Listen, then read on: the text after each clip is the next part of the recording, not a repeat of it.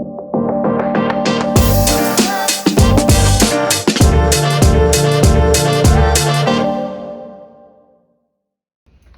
I'm Lisa with Avant College Prep Services. Here today with Brandon Topf and Isabelle Wong. For those of you who don't know me, I'm the lead verbal coach and lead essay coach, and one of my absolute favorite things to get to do is to help students tell their story to college application boards. So Brandon, if you could start off by introducing yourself, and then once we hear your story, we're gonna hear Isabelle's as well. Yeah, so hi, I'm Brandon. I'm going to Virginia Tech. Was that too early to say? No, that's perfect. Okay, good. Okay, perfect. I'm a senior at A&M Consolidated High School, and yeah. So what did you do? What were your big experiences in high school? What were you involved in? I was involved in track and cross country mostly. I did that like every morning, like an hour and a half at least. And then I was also a part of AGP, which is like a film sort of class. We like make films, watch films, and we film our football games, do all that fun stuff, and yeah. Great. And then Isabelle, you're involved in like everything. Tell us your high school story. Hi, I'm Isabelle Wong. I go to College Station High School. I'm a senior there. Some of the clubs I've been involved with are HOSA, BPA, NHS, FFA. I'm the president of our orchestra and our speech and debate team. And I also do a couple of other things outside of school as well, but honestly, just quite involved with the school, I think. Great. So one of the things that we talk with students a lot is building your college resume, and so y'all did a great job with that. The great thing about the essay is if there are any of those extra stories we want to tell or gaps we want to fill in, the essay is our chance to do that. Do either of y'all feel like you had any gaps that you need to fill in for your prospective colleges, or what did the essay mean to you? What was that opportunity? I lived in Vietnam from 2009 to 2013, and there's no thing on the resume to say that. So there's no way to like explicitly state my experiences in any other way except through the essay. Nice. And then Isabelle, what about you? Yeah, so one of the essays that I wrote about was my love for letters and cards. One thing I really like to do is I like to write letters and cards, and I like to receive them as well. And I feel like that's been something that's kind of influenced me and some of the other things I've done.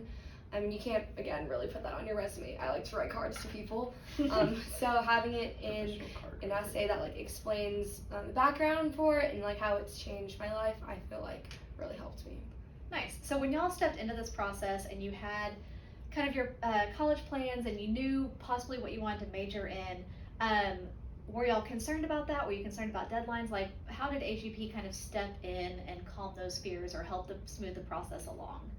For me, definitely, it helped with just like me starting. I started a little late, and I definitely wouldn't have gotten as much done as I did without help, for sure. I think I'm always kind of an overachiever, so I try to do things. There were some schools that I didn't really want to apply to that I kept putting off, and like a lot, like it was really bad. But overall, I just felt like AGP just like kept me on track with deadlines and just making sure that I was actually working on the stuff that I was supposed to be working on. And by the time that I had submitted everything, I had like friends who didn't even start yet. So it made me feel like I was really ahead of the game. Nice. So, Brandon, I know you said that you kind of felt like you were behind. I remember your essay process, but how many topics do you think we discussed and threw away before we settled on your final application essay? It was a lot. I don't know. 4 or 5? 6, 7, I don't know. Yeah. 8. Were you surprised at the types of stories that we were willing to help you tell? Oh yeah, for sure. I totally was really surprised with the like essay we like chose in the end, because it was so just like it's like a smaller thing, and it became like really big. I don't know how to explain it. What did we talk about? We talked about coffee, and like I was a barista last summer, and just like we talked about like the experience and how it translates to engineering, which like really doesn't make sense, but it did make sense in the essay. So yeah, so you know, if you can't tell, Brandon is a super playful individual, and one thing that we like to talk about is if you're fun, be fun on your application essay. If you're serious, be serious on your application essay. But there's nothing that can weaken an essay more than trying to sound really intelligent for the sake of being intelligent. College boards can see that, like they kind of know what the students that they're getting into. So being yourself is really important. Isabelle, what about you? Like, what did you kind of like? What were your expectations for the initial like sit down and write an essay? What did you think you were going to write about? Do you remember? I remember being very overwhelmed with having to pick a topic. We had gotten this like little book that brainstormed all of these ideas, and it was like, can't write about that, can't write about that. And it was really just like sitting down with everyone that I'd worked with here at AGP that I'd been able to like solidify the topics that I was going to write on. So overall, I think it did help manage my expectations, knowing that I had help along the way and I wasn't just going to like get thrown to the wolves to write about something. I like to write the way I speak, so I think that was also very much reflected in my essay, so I was really happy with the end result. Yeah, and being conversational in your essay actually can be a really strong way to go about things. So I love that written voice. You came with a really strong written voice, which was wonderful. And I think being able to give you permission to tell those more fun stories was really impactful because you are so high achieving and you are so serious. And so to see that like playful part of you was really, really fun. So you kind of mentioned our writing activities. Which one did you find to be the most challenging? Challenging, honestly, a lot of it was just like procrastinating. Okay. I definitely got the packet and I like did not look at it for like a whole week, and then I was like, oh, Don't do maybe, yeah, don't do that, don't do that. But I was really bad about like just opening it and actually doing the work until like the summer. I was like, okay, I can't put this off anymore. So then I really just like sat down for an afternoon and just like wrote in a little book that had like all of the prompt suggestions or yeah. What about you, Brandon? Did you struggle with any of our prompts, or did you find them entertaining, fun, challenging? It was definitely fun. I struggled from the same thing. I definitely procrastinated. But it was just so broad. It was hard to like find like specific things for sure. I was kind of overwhelmed in August when all the prompts came out. I was like, gosh, I don't know what I'm going to do.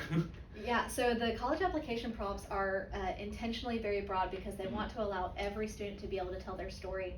So one of the things that we like to do is to provide you writing activities that let us get to know you, because your teachers know you, they've known you for 4 years, but a lot of times we're just getting to meet you for the first time. I don't know that you lived in Vietnam, I don't know that you're in an orchestra, I don't know all these things. So being able to kind of pull your character traits and pull your activities so quickly is really helpful to us as we guide you. Do you find, I mean, outside of college application essays, do you feel like our writing work together helped you in your writing assignments for your English classes in general? I think so. Like, it just really like, it's really not that hard to write like 300 words. If you just sit down and do it, like it writes itself. Like it's just, it's really not, it's not difficult. I don't know. I remember like we had to cut so many words out of my essay. Like I think I wrote like 800 words the first time, and you were like, you need to get this down to 500. I was like, oh. And I tend to overwrite, but I do think that it helped a lot with like branching out a little bit and again like showing like your personality through your writing, because I feel like a lot of the writing we do for English is like very straight. It's like you want to write what the teacher wants to hear basically for your grade.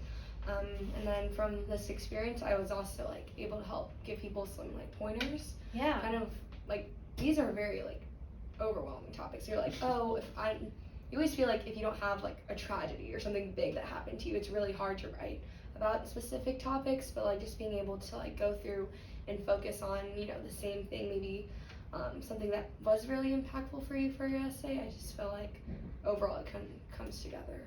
Yeah, and it's funny because so many students think that if they don't have a tragedy, they have nothing to write about.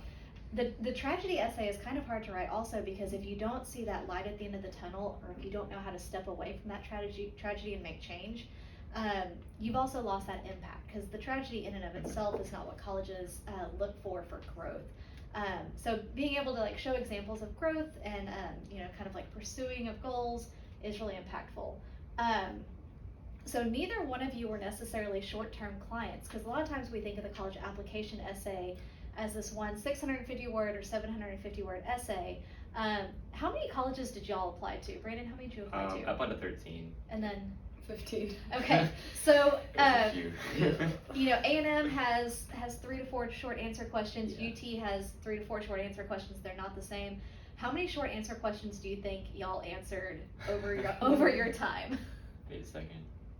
Millions? I mean, it's like 30 probably. Right. So if we have like 13 colleges, 3 to 4 questions each, how many did you have to write from complete scratch, and how many did we get to like kind of spin from existing essays? Like, so we like wrote probably like 8 base ones, or like around that number, and just kind of spun them into other things and like made it work and changed up like a little bit of each one, and like it basically worked for everything. I'm still using them. Nice. For a bunch of things. So Isabelle, what did you find best about that short answer process? Like, what was most helpful to you?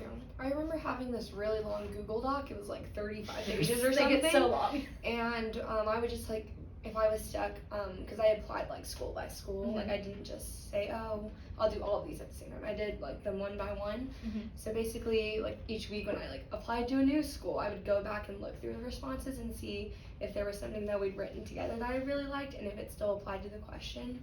But I think there were only a couple of them that I couldn't like reuse to some purpose, because most of them they were pretty like on brand with the other ones.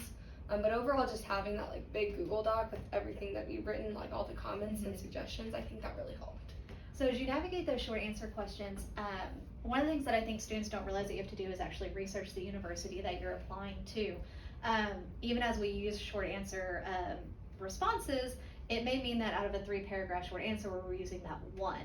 Do you think that that research process helped you decide on your university of choice in the end? I think so, for sure. So I applied to Worcester Polytechnic. That was one of them I applied to, and they have a big thing on like project-based learning. And I did a bunch of research into it, and I decided it wasn't for me. That was the school I wasn't gonna go to. Yeah, so that's one less thing. Yeah. I actually really didn't know anything about Purdue until like I came here, and then Rob like came up with this list of schools, and Purdue was on them. And I was like, oh, this is like a pretty cool school. Like, it's in Indiana. We live in Texas. Like, it's not something you really hear about as much. Like, everyone's really been like, oh, A&M, UT, you know, stuff like that. So I think being able to also like look into the different schools and just like being able to hear more about them, maybe from like past client like experiences, I think that also helped me with my decision. Yeah. There were some schools that I regret applying to because I think it was just kind of like a waste of time and money in the end. So I really think that you should really research the schools before you apply to them. I researched them after I applied, which didn't really make that much sense.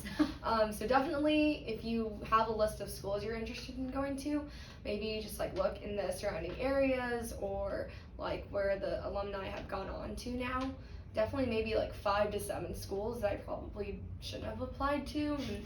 And I think that coming in with a list of schools that you would actually want to go to is super important. Like, don't apply to schools just because like you think it's a good safety. Like, if you're not going to go there, like even having it as a safety isn't going to matter, I think, personally. So. And I think a lot of schools do a good job of asking short answer questions that require you to do some research.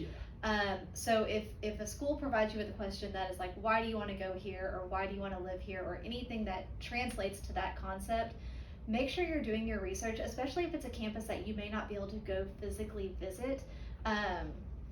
See what their major offers, see what is available on campus. If you are a person of faith, see what is going to be involved there. If you're a person that is really close to like their cultural heritage, see what's going to be involved there. If you are looking at a degree that's going to need an internship or volunteer hours, see what's available in the community to get you involved. If they don't provide you a short answer that's asking that, do the research anyway. So you said you applied to 13 schools, 13, is that right? Yeah. What was your acceptance rate like? 60% maybe. Nice. And you applied to some big guys. Like, what were your big reach schools that you were excited about? I applied to UT and Georgia Tech. Those are probably the bigger ones I applied to.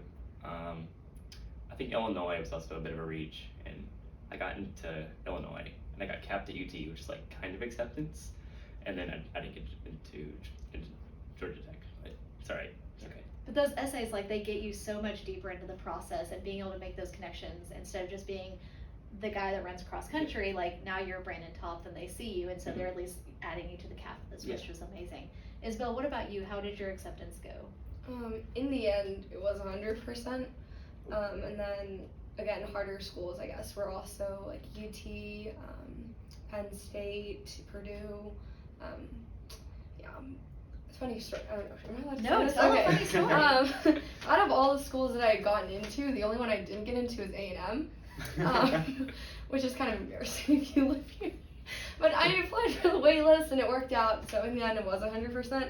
But the funny part was I got waitlisted at A&M and accepted into UT the same day. And That's an that was, emotional like, day. That was a very emotional day. That's emotional. Yeah. Now, It's so confusing. now, are you top 6% at your high school? No, I'm definitely not. So- not even close. I'm not even. Not even close.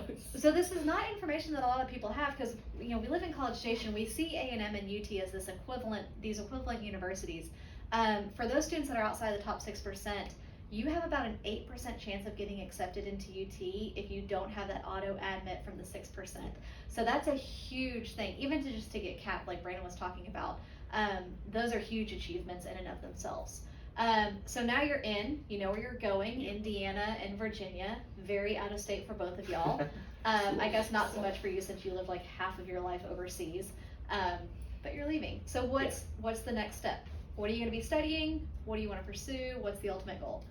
So I'm gonna do engineering. So your freshman year at Tech, it's like just all engineering, and then your sophomore year you choose. So I'm really open to like anything. I went into the application I think civil engineering was my main goal, but now after doing a bunch of research about the school, it's like I could do like anything there. So, yeah. Nice. And what about you? I'll be going to Purdue University for speech, language, and hearing sciences. It's a very focused, specialized major, so all of the classes I'm taking are like directly related to this major, so I'm not going to be taking anything that's really outside of it. So I think with that, in these classes, you also have like some internship possibilities. Oh, nice. So I think that's probably the next step in the next year or so. Well, wonderful. Well, I appreciate y'all coming out here today. I know it was a little bit of a stretch for y'all. What would be the one thing that you would kind of send, especially juniors that are coming up into this process, even though they might not listen to you because you probably wouldn't listen to you, what do you wish that you would have really clung to as an incoming junior as far as advice? The one thing everyone told me before I started was to start early, and I didn't listen. So I'm gonna say it. You should definitely start early. I regret starting in like October. I should have started in August and everything. It just made it so much more stressful to start then. It was like I need to get it done like at this time. Whereas if I started in August, I would have had months ahead of time. I think I would say, like, don't fret too much about the college decision. Like, you could be, like, the best academically and super involved in things, and you still don't get in, you know? And you have to just learn to not take that to heart too much. Like, there are a lot of schools out there, and there's a right school for you. And I know, like, so many people, myself included, who, like, stressed about whether or not I was, like, making the right decision, or, like, was this the right school for me, or, like, should I have gotten in, should I not have gotten in? Like, all of those I saw with, like, my friends and stuff and myself. Like, I just really want people to know that there is a right school for you, and in the end, you're going to make the right decision for yourself. But in that time, just, like, it's out of your hands once you submit that application. There's nothing more you can do to There's a influence that little bit of decision. No reason to stress. Yeah. So I would say just, you know, focus on doing the best you can, and as long as you do the best you can, I think it's just better to let it go and see what happens. I think that is absolutely true. Well, speaking of starting early, we do have our calendars up for our college application workshops. We have multiple this summer. You can see those scheduled on our website, avantgardeprep.com. Still a few seats available, and then we also do some private coaching for the essay workshops as well. All right, thank you guys.